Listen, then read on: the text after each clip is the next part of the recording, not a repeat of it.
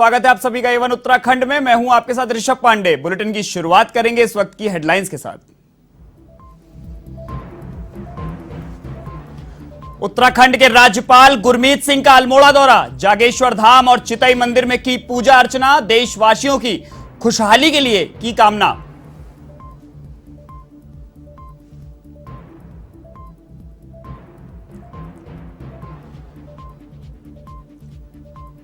उत्तराखंड की 5वीं विधानसभा का दूसरा सत्र के दूसरे दिन बजट पर परिचर्चा। सीएम धामी ने कहा जन जन का बजट बनाने का प्रयास।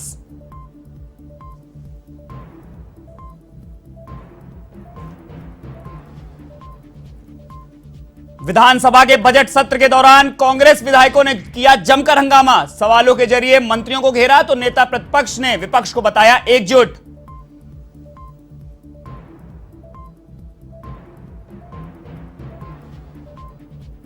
रोडवेज के रिटायर्ड कर्मचारियों की हाईकोर्ट में सुनवाई, 27 याचिकाओं पर एक साथ हुई सुनवाई। परिवहन निगम को 3 माह के भीतर सभी का भुगतान करने के निर्देश। भुगतान और उसमें कटौती किए जाने को लेकर थी यह याचिका।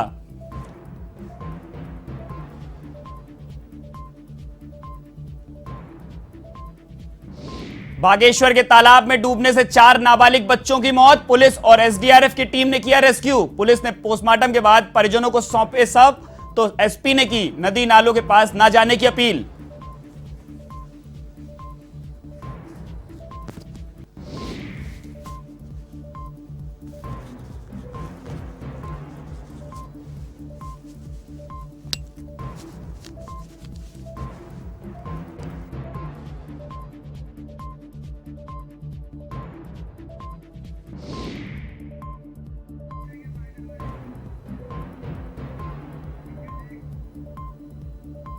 अब खबरें विस्तार से। उत्तराखंड के राज्यपाल गुरमीत सिंह अल्मोड़ा दौरे पर हैं। इस दौरान उन्होंने जागेश्वर धाम और चितई मंदिर में दर्शन कर पूजा अर्चना की।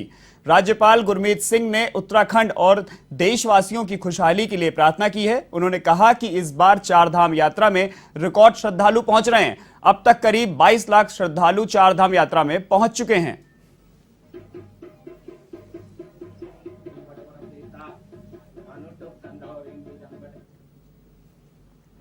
हूँ तो आत्मा के स्तर पर धन्य है कि प्रभु ने ये अवसर दिया है, ये मौका दिया है कि जागेश्वर जी के वहाँ पर दर्शन किए और बिल्कुल अलग स्तर का आनंद आया।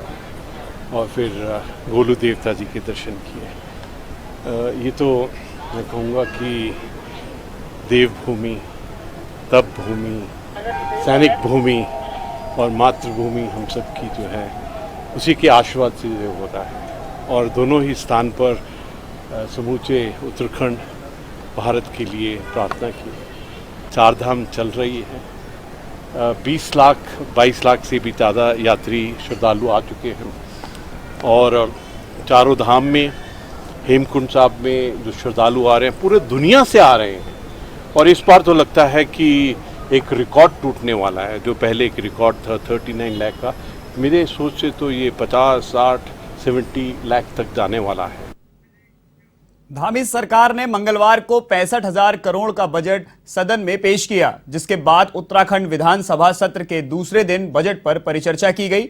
बजट को लेकर मुख्यमंत्री पुष्कर सिंह धामी ने कहा कि सरकार का बजट उत्तराखंड को आत्मनिर्भर बनाने वाला है। यह बजट नहीं, हमारा संकल्प है। सबके साथ संवाद के माध्यम से इसे जन जन का बजट बनाने का प्रयास किया गया है।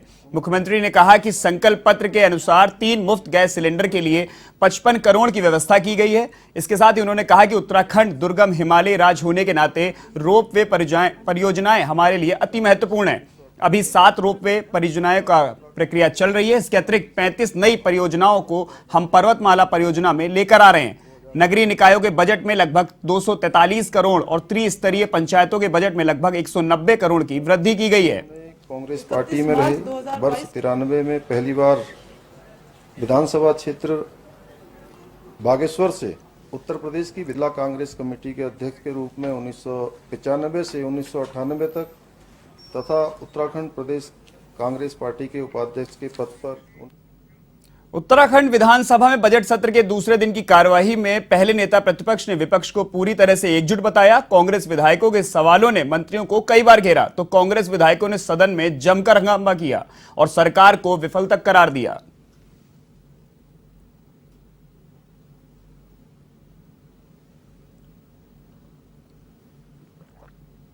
आज के जो सवालात हैं वो मुख्य रूप से समाज कल्याण और परिवहन विभाग से और पेंशन से संबंधित हैं।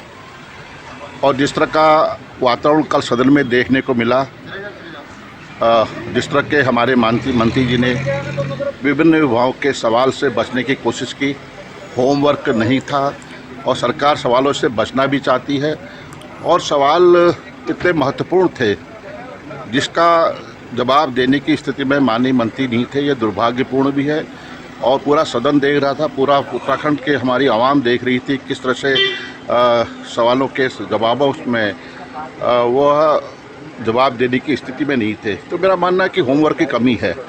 और आज देखते हैं परिवहन विभाग से संबंधित मामले हैं, पेंशन से जुड़ा हुआ प्रश्न है और खाद्य विभाग का भी संभवतः प्रश्न होगा। तो ये सवालों के समाज कल्याण से संबंधित प्रश्न है। इन सवालों का जवाब देने में आज सरकार कितनी असहज होती है इसको भी देखने का आज अवसर है। 310 में हम चारधाम यात्रा में जिस तरह सरकार विफल रही है उसको भी हम आज पुरजोर तरीके से सदन में उठाने जा रहे हैं। उधम सिंह नगर के जिला अधिकारी युगल किशोर पंत ने रुद्रपुर को रोडवेज बस स्टैंड का औचक निरीक्षण किया, जहां उन्होंने निरीक्षण के दौरान परिसर में गंदगी देखकर सख्त नाराजगी जाहिर की, जिस पर सफाई निरीक्षक द्वारा नियमानुसार 20,000 रुपए का जुर्माना मौके पर ही लगाया गया। इसके साथ ही जिला अधिकारी ने बस स्टेशन परिसर में संचालित दुकान पर फूड सेफ्टी लाइसेंस न होने और रेट लिस्ट चस्पा न होने को लेकर दुकान बंद कराने के निर्देश दिए हैं।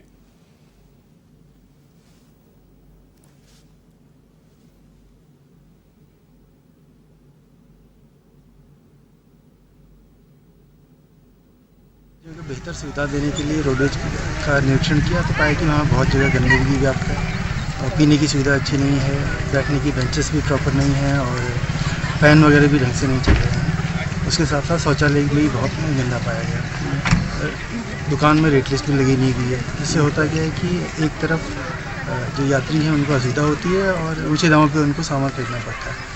तो इसमें इनका जो ये था चालान भी किया गया है और निर्देश दिए गए हैं कि आगे से अपनी व्यवस्थाएँ चाक चौबंद रखें। अपने नालों को क्योंकि बरसात का समय आने वाला है और पिछली बार भी रुद्रपुर में असामयिक जो बारिश हुई थी इससे बहुत ज़्यादा नुकसान हुआ था। तो इसी को देखते हुए जो मेन नाले हैं इनकी सफाई के निर्देश दिए गए हैं। ये चेक करने आए थे कि नालों में कितनी सफाई हुई है और कितना कार्य होना अभी शेष है। सोशल मीडिया पर धार्मिक उन्माद फैलाने वालों पर देहरादून पुलिस सख्त नजर आ रही है। देहरादून के एसएसपी जन्मेजय खंडूरी ने लोगों को अफवाहों से बचने की अपील की है और चेतावनी दी है कि यदि शांति व्यवस्था को बिगाड़ने की कोशिश की गई तो संबंधित के खिलाफ पुलिस कड़ी कानूनी कार्रवाई करेगी, जिसमें निरोधात्मक कार्रवाई के साथ साथ एनएसए लगाने से भी पुलिस पीछे नहीं हटेगी। डीआईजी ने लोगों से अफवाह फैलाने वालों की शिकायत आपातकालीन पुलिस कंट्रोल रूम नंबर 112 पर करने की अपील की है।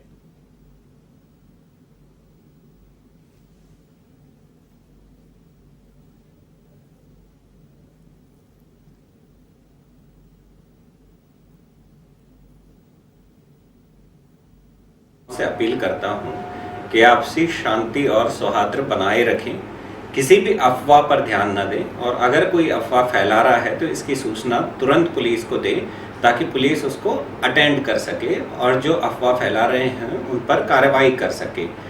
आप निश्चिंत रहें कि आप यहाँ पर सेफ हैं और अफवाह जो फैला रहे हैं उन पर हम कड़ी से कड़ी कार्रवाई करेंगे, चाहे उन पर निरोधात्मक कार्रवाई करी जाए या उन पर एनएसए लगाया जाए। तो आप निश्चित रहे कि आपकी सूचनाओं का हम आदान प्रदान भी करेंगे और आपकी सूचनाओं को अटेंड भी करेंगे। लेकिन आप लोगों से भी ये अपील की जाती है कि आप लोग भी किसी अफवाह में ना आए और ना किसी अफवाह को आप फैलाएं। नैनीताल हाईकोर्ट ने रोडवेज के रिटायर्ड कर्मचारियों का भुगतान नहीं करने और उसमें कटौती किए जाने को लेकर दायर 27 याचिकाओं पर एक साथ सुनवाई की। इन मामलों को सुनने के बाद न्यायमूर्ति शरद कुमार शर्मा की एकल पीठ ने याचिकाओं को निस्तारित करते हुए उत्तराखंड परिवहन निगम को आदेश दिए हैं कि 3 माह के भीतर समस्त देयकों का भुगतान किया जाए। साथ ही कोर्ट ने उनसे कटौती किए गए पैसों का ब्याज सहित भुगतान करने को भी कहा है और याचिकाकर्ताओं को 5,000 वाद खर्चा देने के भी निर्देश दिए हैं।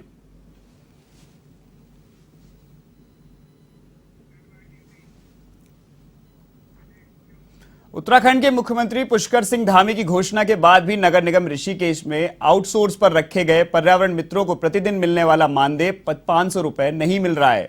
नाराज होकर पर्यावरण मित्रों ने नगर निगम परिसर में जमकर नारेबाजी करी और प्रदर्शन भी किया और नगर निगम कार्यालय में नगर आयुक्त के नाम ज्ञापन भी सौंपा और चेतावनी दी है कि यदि उन्हें 7 दिन के भीतर बढ़ा हुआ मानदेय नहीं मिला तो वह मजबूरी में हड़ताल करने के लिए बाध्य होंगे, जिसकी पूरी जिम्मेदारी नगर निगम प्रशासन की होगी। बंद करो, हमारी मांगे पूरी करो, नगर निगम प्रशासन मुर्दाबाद। हमारी मुख्य मांग एक ही है, जो उत्तराखंड सरकार ने अप्रैल माह में एक जियो जारी किया था, जिसके अंतर्गत जो सफाई कर्मचारी, अस्थायी सफाई कर्मचारी, उनका मानदेय 500 रुपये प्रतिदिन किया गया था। तो आसपास के जितने भी क्षेत्र हैं पूरे समस्त उत्तराखंड में उनके सभी कर्मचारियों के 500 रुपये मानदेय कर दिया गया है। जहां देहरादून में कम से कम 2 महीने की तनख्वाह मिल गई है 15,000 रुपये के हिसाब से, मुनि की रेती और हरिद्वार, इधर रुड़की के इन सब क्षेत्रों में मिल गई, कहीं कहीं जगह पास भी हो गया। तो नगर निगम क्षेत्र में घोषणा की गई थी कि हम तुम्हारी ये पास हो गया, लेकिन इस बार जो सैलरी आई वो फिर वही पुराने वाली सैलरी आई। इन्हीं मांगों के लेकर हमने इसमें एक ज्ञापन दिया जा रहा है, जिसके अंतर्गत अगर 7 दिन के अंतर्गत हमारी बातें नहीं मानी गई तो हम पुनः समस्त कर्मचारी हड़ताल पर चले जाएंगे। बागेश्वर जिले के तालाब में डूबने से 4 नाबालिग बच्चों की मौत से इलाके में मातम छा गया, जिसकी सूचना के बाद पुलिस और एसडीआरएफ की टीम मौके पर पहुंची। टीम ने स्थानीय लोगों की मदद से रेस्क्यू कर चारों बच्चों के शवों को बाहर निकाल लिया। घटना कपकोट इलाके के गोगिना ग्राम की बताई जा रही है। वहीं पुलिस ने पोस्टमार्टम कराकर उनके शव परिजनों को सौंप दिए हैं। साथ ही प्रशासन ने मृतकों के परिजनों को सांत्वना दिलाते हुए हर संभव मदद का आश्वासन दिया है। एसपी अमित श्रीवास्तव ने बच्चों से नदी नालों में नहीं जाने की अपील की है।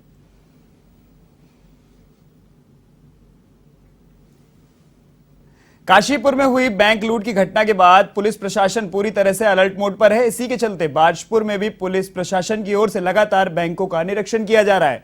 वहीं बैंक प्रबंधन से सुरक्षा व्यवस्थाओं को पूर्ण करने के निर्देश दिए जा रहे हैं। इधर व्यवस्थाएं पूरी नहीं करने वाले बैंकों के खिलाफ कार्रवाई भी अमल में लाई जा रही है। बता दें कि बीते दिनों काशीपुर के एक बैंक में दबंगों ने लूट की घटना को अंजाम दिया था। सीओ वंदना वर्मा ने बताया कि पूर्व में बैंकों का निरीक्षण किया गया था और नोटिस दिए गए थे, जिसके बाद पुनः निरीक्षण किया जा रहा है।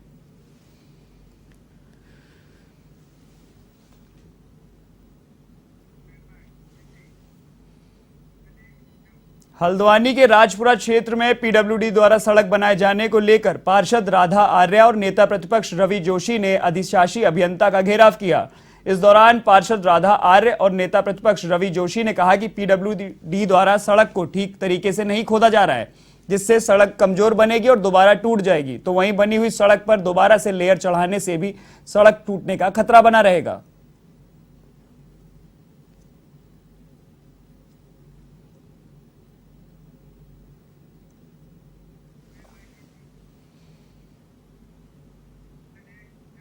गदरपुर के कोपा ग्राम सभा के ग्रामीणों ने आंधी तूफान से हुए नुकसान में अपात्र लोगों को चेक दिए जाने को लेकर तहसीलदार को ज्ञापन सौंपा। इस मौके पर ग्राम प्रधान मनोज देवराड़ी ने बताया कि कोपा के ग्रामीणों को राहत राशि नहीं मिली है। गदरपुर के एक जनप्रतिनिधि के दबाव में तहसील प्रशासन ने अपात्र लोगों को चेक का वितरण कर दिया है, जो कि पूरी तरह से गलत है और पात्र लोग अभी आपदा राहत राशि के चेक मिलने से वंचित रह गए हैं।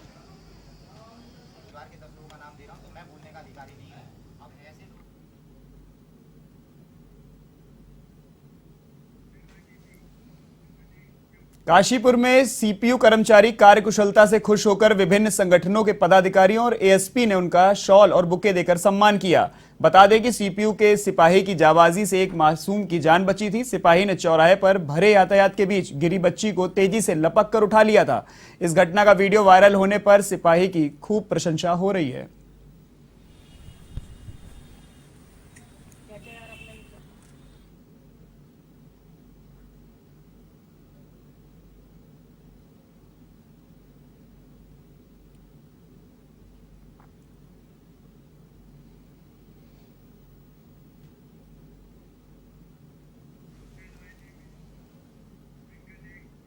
हरिद्वार में गिनीज वर्ल्ड रिकॉर्ड के लिए हरिद्वार की डॉक्टर प्रिया आहूजा ने अष्टवक्रासन का 3 मिनट 29 सेकंड का नया रिकॉर्ड बनाया है। आहूजा ने बताया कि इससे पहले इस पोज का गिनीज वर्ल्ड रिकॉर्ड में 2 मिनट 6 सेकंड तक का रिकॉर्ड है, जिसे उनके द्वारा ब्रेक किया गया है। अब नया रिकॉर्ड बनाते हुए उन्होंने 3 मिनट 29 सेकंड तक इस पोज को किया।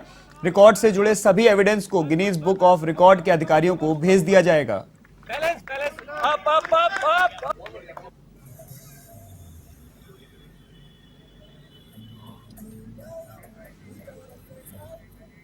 लक्सर के पथरी जंगल स्थित शाह मोहम्मद शाह दरगाह का 853वां उर्स का आगाज हुआ है, जिसमें जायरीनों का तांता लगा हुआ है और बाबा की दरगाह पर गुड़ की भेली, फूल, चादर पेश कर अपने लिए मन्नतें मांग रहे हैं। वहीं मेले में सुरक्षा की दृष्टि से पुलिस चौकी बनाई गई है और जगह जगह सीसीटीवी कैमरे लगाए गए हैं।